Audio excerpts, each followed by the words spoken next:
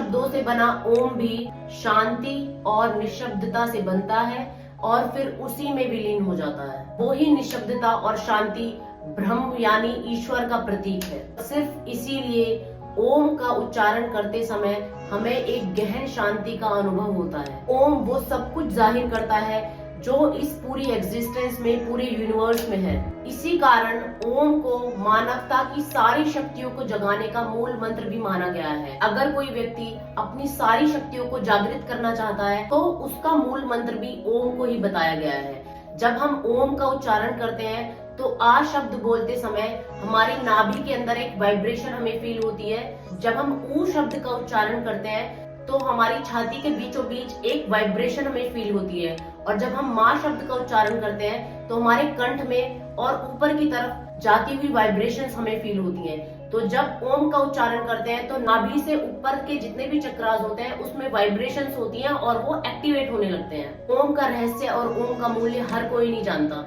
और तभी हर कोई इसका उच्चारण उस प्रकार से नहीं कर पाता है जिस प्रकार सही तरह से होना चाहिए।